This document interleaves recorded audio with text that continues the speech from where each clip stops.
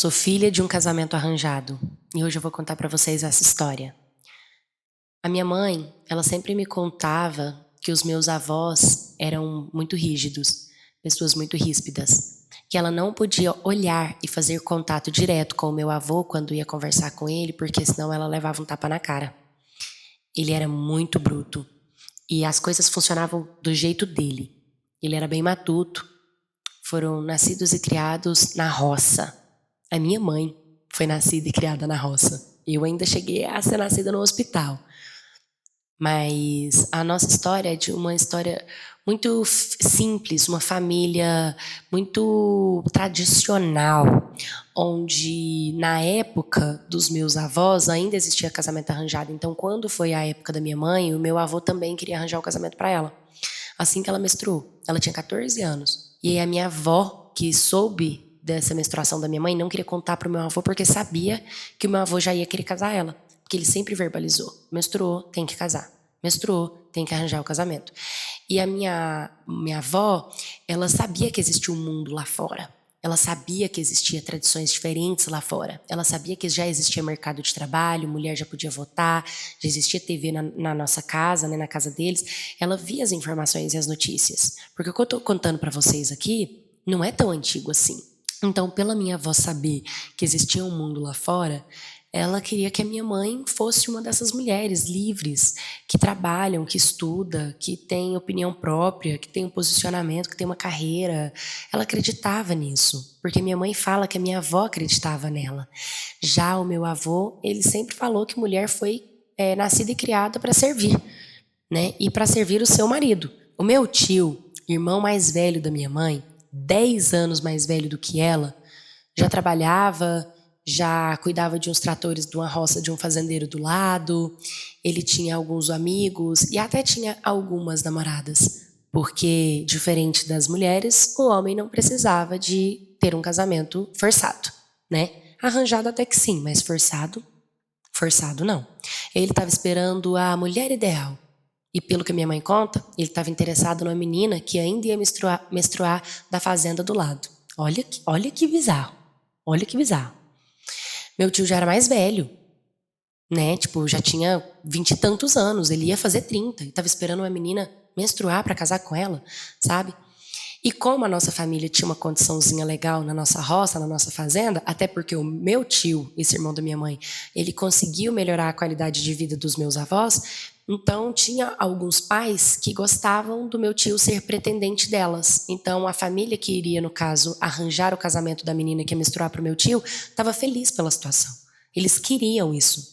E a menina parece que estava desesperada, porque ela era apaixonada no outro garotinho da idade dela. Mas enfim, a história aqui é sobre a minha mãe, né? Aí o que aconteceu? Esse meu tio, ele tinha alguns amigos. E ele tinha um melhor amigo dele que era muito colado nele. Um melhor amigo que andava com ele para cima e para baixo. A minha mãe até fala que ele era bonitinho e tal, só que ela não sentia vontade de estar com ele. Minha mãe não tinha vontade de casar, minha mãe não tinha vontade de ter filho. Só que aí, quando meu avô descobriu que a minha mãe tinha menstruado, declarou para o meu avô o interesse na minha mãe, e aí o meu avô pegou e cedeu a mão da minha mãe para esse rapaz. E aí a minha mãe foi obrigada a casar. E a minha mãe não queria de jeito nenhum. Ela conta que foi muito difícil, que ela chegou a tentar fugir de casa e levou uma surra do meu avô. Uma surra de deixar vergão nas pernas dela, porque ela apanhou com cipó. Ela apanhou muito, apanhou na cara, apanhou na bunda. Falou: você vai sim casar, que eu estou mandando você casar e você vai casar. E ela teve que casar. E ela teve casamento com véu e grinalda, casamento na capela, casamento com festa, festança, comilança, dança, buquê, vestido. Ela teve de tudo. Ela teve um casamento bonito. Um casamento que, se fosse com alguém que ela amasse, com certeza a história seria diferente. E aí veio a primeira noite. Ela disse que não estava pronta. Ela tinha acabado de menstruar. O corpo dela não tinha nem terminado de se formar ainda. E aí ela já teve que praticar o ato. E ela disse que assim, era muito ruim. E ela disse que ela não sabe como ela não engravidou. E todos os dias ele chegava e ele queria. E ela não queria. E ela tinha que fazer, forçada. E ela era forçada a fazer. Até que veio eu. Ela conta, ou melhor, ela contava que quando ela engravidou de mim, era uma das maiores pais da vida dela. Porque ele queria muito ter filhos. E ele respeitava a opinião dela em questão de não querer forçar ela a fazer alguma coisa sexual porque estava grávida de mim. Então, para não atrapalhar a gestação, foram os melhores 9 meses de casamento da vida dela. Ela conta que nesses 9 meses ela se sentia respeitada por ele e amada por saber que tinha alguém dentro dela que ajudava ela. E ela falava assim na barriga dela para mim: você é tão pequenininha e você já me livra desse ser humano. Ele é seu pai, mas para mim ele é um monstro. E ela cresceu falando para mim: ele é um homem bom, minha filha. Ele é um homem bom. Mas para mim não foi tão bom assim. Eu não entendia, eu era muito pequenininha. Mas ela falava: eu tenho lembranças. Eu tenho lembranças do meu pai chegando, dando um beijo na minha mãe e ela limpando depois, e ela chorando depois. Eu lembro depois de crescer, meu pai chegando do serviço e levando ela pro quarto e depois ela chorando, vestindo roupa. Hoje eu entendo o que estava acontecendo, mas na época eu só estava lá e ela me abraçava, me beijava e me dava de tudo, do bom e do melhor. E meu pai também era legal comigo. Ele me dava as coisas. Ele era bom para mim. Meu tio também era legal comigo. Ele era bom para mim. Mas vocês não sabem o pior. O pior ele tá por vir. O pior ele acontece agora. Quando eu tinha mais ou menos uns 9 anos de idade, a minha mãe pegou o meu pai e o meu tio trocando, se é que vocês me entendem, no banheiro da fazenda que eles estavam fazendo um serviço juntos. E minha mãe conta que ela tinha ido levar almoço pro meu pai, porque naquele dia ela não tinha comprado mistura, então ela ia na vendinha comprar mistura para fazer o almoço e levava pro meu pai no emprego dele. E quando ela chegou, ela não viu. E aí quando ela chegou lá, ela viu que não tinha muito peão, que não tinha muita gente, que é como se o serviço não estivesse rodando. Ela achou estranho. Em vez dela sair gritando, ela saiu observando. E nisso ela viu um movimento estranho, uns barulhos, uns gemidos vindo do banheiro, da obra. E aí ela foi se aproximando. Escutou uns barulhos. E ela disse: vou sentar aqui e vou ver quem tá dentro desse banheiro. Ela não bateu na porta. Ela não gritou o nome do meu pai. Ela ficou sentada na porta do banheiro com a marmita na mão. E quando abriram a porta, quem estava lá dentro, fechando as calças, amarrando o cinto, fechando o zíper de calça? O meu pai e o irmão dela, meu tio. Ela não acreditou naquilo. Parece mentira, não parece? Ela falou: ninguém vai acreditar nela. Quem que é que vai acreditar nela? Isso é roteiro de filme, gente. Isso não é roteiro de vida real, não. Mas a arte realmente imita a vida. E aí foi quando ela desestabilizou total. Ela entrou em desespero. Ela falou: não acredito. Que? Como assim? E aí na hora, o irmão da minha mãe chegou nela, prendeu ela.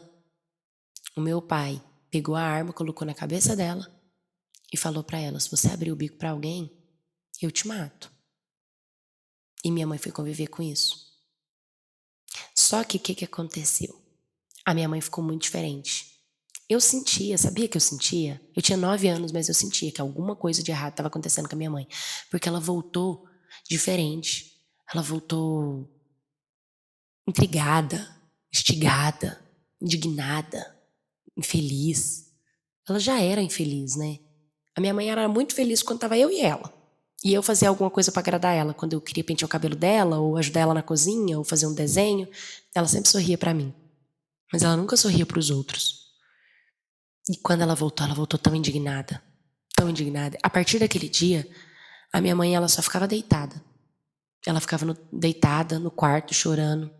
Sempre com frio, trêmula, com a voz rouca, com a voz baixa. Hoje, eu entendo que a minha mãe, ela estava com depressão. Mas na época, né, na roça, acho que ninguém tinha essa visão. E aí foi quando minha mãe um dia passou mal e desmaiou. Ela não comia. Meu pai estava em casa, graças a Deus. Levou ela no hospital. Minha mãe ficou internada. Minha mãe estava com a bactéria. Atacou os rins da minha mãe. Aí ela ia ter que fazer hemodiálise, mas ela tava com anemia. Era muita coisa. A minha mãe nunca mais voltou pra casa. Desde os meus 9 anos de idade. Foi quando ela se foi.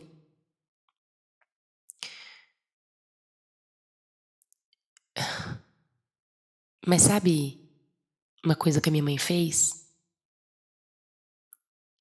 A minha mãe chamou uma vizinha da minha avó lá no hospital.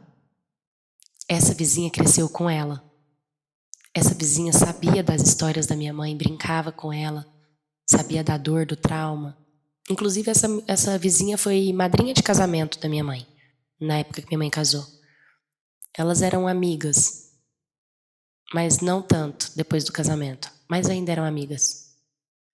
E aí, minha mãe morreu.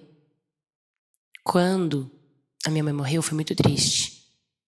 Meu pai, ele ficou muito choroso, começou a beber. Meus avós pediram para me criarem, ele deixou.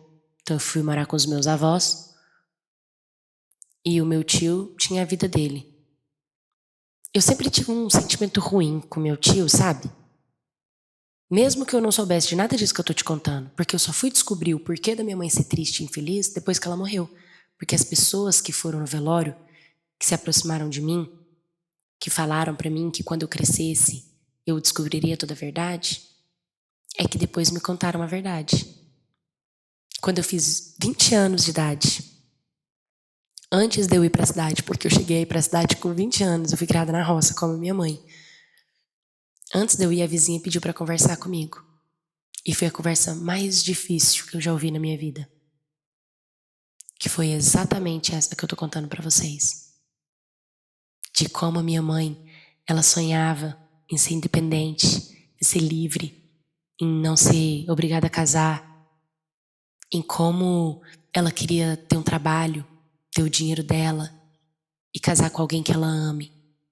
E que minha mãe sofreu muito com o casamento arranjado do meu tio e do meu avô.